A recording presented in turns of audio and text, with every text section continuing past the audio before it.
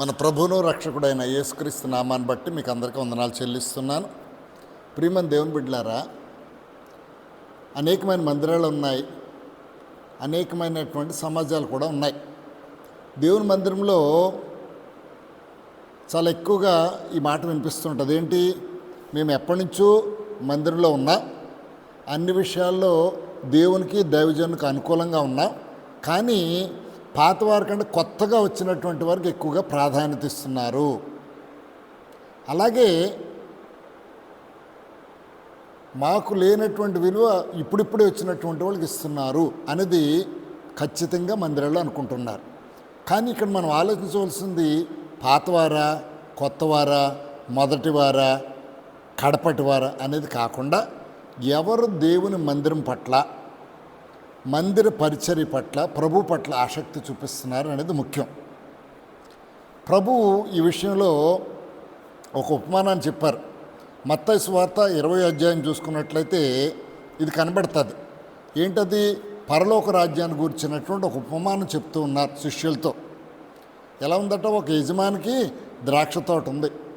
ఆ తోటలో పనికి పెట్టుకున్నాడు. ఉదయాన్నే వచ్చారు, పొద్దుటే వచ్చారట. పొద్దుటే వచ్చినటువంటి వాళ్ళతోటి ఓ బేరం పెట్టుకున్నాడు. రోజుకి ఒక దేనారము. దేనారం అంటే మన కరెన్సీ వేరు, అక్కడ కరెన్సీ వేరు. ఇజ్రాయెల్ కరెన్సీ ప్రకారం దినార్స్ అంటారు. దినార్ అంటే చాలా ఎక్కువ రూపాయలు ఉంటాయి. ఒక దేనార్ పెట్టుకున్నారు. పని నడుస్తుంది. 9 గంటలకి ఈ మనుషులు సరిపోరేమోనని చెప్పి మరలా వెళ్ళాడు. మరికొంతమందిని తీసుకొచ్చాడు. వాళ్ళతో మాట చెప్తాడు, మీరు వెళ్ళి పని చేయండి, ఏది న్యాయమో అది మీకు ఇస్తానని చెప్పాడు. తర్వాత ఏమైంది, ఇంకా సరిపోరేమో, సాయంత్రకాలం కంప్లీట్ చేయాలనుకున్నాడు. 12 గంటలకు వెళ్ళాడట, కొంతమంది వచ్చాడట. 3 గంటలకు వెళ్ళాడట, మరికొంతమంది వచ్చాడట.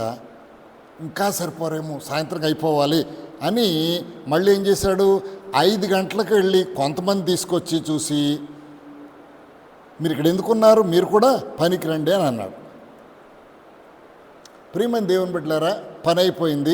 పని అయిపోయిన తర్వాత ఇంటికి వెళ్ళిపోతున్నారు. యజమాని వాళ్ళకి డబ్బులు ఇస్తూ ఉన్నాడు.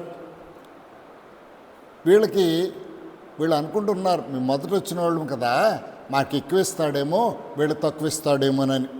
వాళ్ళకి మొదట వచ్చిన వాళ్ళకి మొదట పంపించేశాడు, రూపాయి ఇచ్చేశాడు. వాళ్ళు వెయిట్ చేస్తున్నారు కిందటి వాళ్ళకి ఎవరికి ఇస్తారు. 5 గంటలకు వచ్చిన వాళ్ళకి కూడా ఏం చేశాడట, అయినా రూపాయి చొప్పున ఇచ్చాడట. వీళ్ళు అడుగుతున్నారు, పనివారు వచ్చి, మొదట వచ్చాం కదా మేము, మాకు రూపాయి ఇచ్చావు, ఆఖరిలో వచ్చారు వీళ్ళు, మరి వాళ్ళకు కూడా రూపాయి ఇస్తున్నాం, మేమేమనుకున్నాం, వాళ్ళకన్నా మాకు ఎక్కువ ఇస్తాం అనుకున్నాం. మేము వాళ్ళు 1 గంటే కదా పనిచేశారు, మేము పగలంతా కష్టపడ్డాము, మా చేతికి ఎంత ఇచ్చావు, వాళ్ళ చేతికి అంతే ఇచ్చావు. ఆయన అంటున్నాడు, పిలుస్తున్నాడు, స్నేహితులారా, నేను మీకేమైనా నిర్ణయం చేశానా? నేను మీకు ఎంత కుదుర్చుకున్నాను, మీతోటి రూపాయి ఒక దేనారాన్ని కుదుర్చుకున్నాను. మీకు ఎంత ఇచ్చాను? దేనారం ఇచ్చాను. వాళ్ళ సంగతి మీకెందుకు? నా ఇష్టము, నా డబ్బులు, నా పని నేను ఇచ్చుకుంటాను. కాబట్టి నీకు ఇచ్చినట్టుగానే కడపటి వాళ్ళకి వచ్చినట్టు కూడా ఇవ్వడానికి నాకు ఇష్టమై ఉంది. నా సొమ్ము, నా ఇష్టము న్యాయం కాదా? నేను మంచివాడిని అయినందుకు నీకు కడుపుమంటగా ఉందా అని చెప్పాడట. ప్రియమైన దేవుని బిడ్డలారా, దీన్ని బట్టి మనకి ఏమర్థమవుతుంది? ఇక్కడ ఉపమానం దేని గురించి? పరలోక రాజ్యాన్ని గురించి. అంటే ఎప్పుడో చిన్నప్పటి నుంచి క్రైస్తవులుగా ఉన్నాము, లేకపోతే వాళ్ళు ఎప్పుడో ఆఖరిలో నమ్ముకున్నారు, లేదు మందిరంలో మేము మొదటి నుంచి ఉన్నాము, మాకు పాస్టర్ గారు ఇంపార్టెన్స్ ఇవ్వట్లేదు, వాళ్ళు ఇప్పుడు వచ్చారు, వాళ్ళకి ఇంపార్టెన్స్ ఇస్తున్నాడు. ప్రియమైన దేవుని బిడ్డలా, ఇవి కాదట. ఏంటంది? ఎవరు పని విషయంలో శ్రద్ధ చూపిస్తున్నారు, లేదా రెండవది పిలిచినటువంటి యజమానుడు ఎవరికి ఎంత ఇవ్వాలో. ఏమో ఆయనకి ఇష్టమైంది, డబ్బులు ఎక్కువైనాయా లేకపోతే ఏమైందా?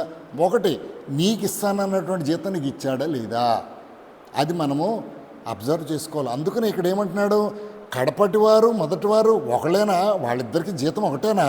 మొదటి వారికి కడపటి వారికి వాళ్ళకి ఏమైనా తేడా ఉందా? ఇక్కడ ఇంకొక మాట కూడా మీకు చెప్పాలని అనుకుంటున్నాను. ఇది పరలోక రాజ్యాన్ని గురించి కాబట్టి ప్రభు చెప్పింది ఏంటంటే ఈ లోకరీతం జరిగిన దాని గురించి చెప్పాడు. ఇక్కడ మనం ప్రభువు సిలువ వేసే సమయంలో ప్రభువుతో పాటు ఇద్దరు దొంగలను కూడా సిలువ వేశారు. వాళ్ళిద్దరూ కూడా అన్యులుగానే ఉన్నట్టుంది. ఒకడేమంటున్నాడు, ఇదిగో అనేక మంది రక్షిస్తానని చెప్తున్నావు, ముందు నువ్వు రక్షించుకో, మమ్మల్ని రక్షించు అన్నాడు ఒకడు. రెండోవాడు అంటున్నాడు, రే తప్పు, అలాంటి మాట అనకూడదు, ఆయన చాలా నీతిమంతుడు, మనలాగేం తప్పులు చేయలేదు, మనమైతే శిక్ష పడుతున్నాము, ఆయనకేమైంది, ఆయన్ని అలాగ అనొద్దు అంటే ఏమన్నాడు, ప్రభువా నీవు నీ రాజ్యంలోని ప్రవేశించినప్పుడు నన్ను కొంచెం జ్ఞాపకం చేసుకో. ఎప్పుడన్నాడు ఈ మాట? కాసేపట్లో ప్రాణం పోయే టైంలో. ప్రభు ఏమన్నాడు అక్కడ? వెంటనే ఏమన్నాడు ఒకసారి చూడండి. లూకాసు వార్త 23వ అధ్యాయంలో అంటున్నాడు, ఏమంటున్నాడు? యేసు నీవు నీ రాజ్యంలోనికి వచ్చినప్పుడు నన్ను జ్ఞాపకం చేసుకో. ప్రియమైన దేవుని బిడ్డలు ఆయన ఏమంటున్నాడు? అందుకైన నేడు నీవు నాతో కూడా పరదేశంలో ఉందని నిశ్చయముగా చెప్పుచున్నాను. ప్రియమైన దేవుని బిడ్డలారా, ఆఖరి నిమిషంలో నమ్ముకున్నాడు. మనం ఇందాక ఉపమానం, ప్రభు చెప్పిన ఉపమానాన్ని దీనికి ఆయన జీవితంలో జరిగిన దానికి మనం పోల్చుకుంటున్నాం. ఏంటట, మొదట 7 గంటలకు వచ్చిన వాళ్ళకి ₹1 ఒప్పందం చేసుకున్నాడు, అదే 1 దేనారానికి ఒప్పందం చేసుకున్నాడు. 9 గంటలకు వచ్చారు, 12 గంటలకు వచ్చారు, 3 గంటలకు వచ్చారు, 5 గంటలకు కూడా వచ్చారు. కానీ ఏం చేశాడు? ఈ జీతము అందరికీ సమానంగానే ఇచ్చాడు.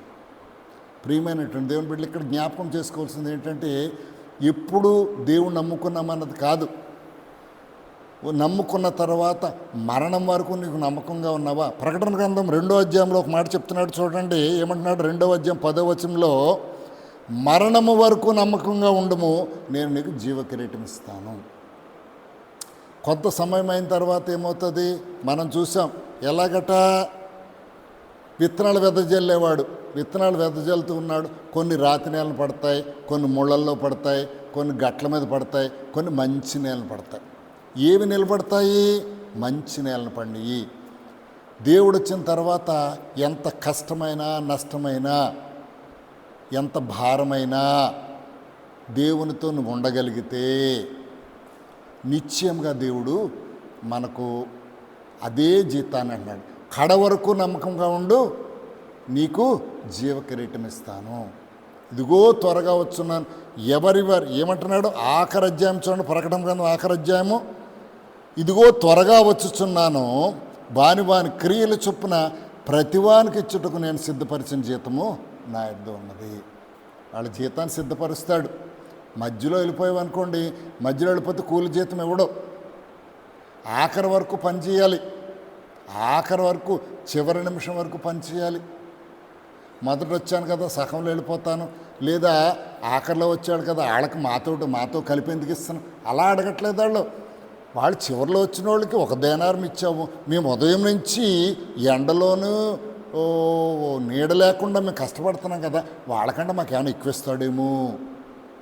ప్రియమైన దేవుని బిడ్డ, నీకు ఒప్పందం ఏంటి? 1 దేనారమే. నీకు అది ఇచ్చాడా లేదా? మిగతా వాళ్ళ సంగతి అంటావా? ఆయనకి ఇష్టమైతే ఆయన ఇచ్చుకుంటాడు. నీకు ఎక్కడైనా ప్రాధాన్యత తగ్గిందా? దేవుడు నీకు ఇవ్వవలసినటువంటి ఇవ్వడం లేదా?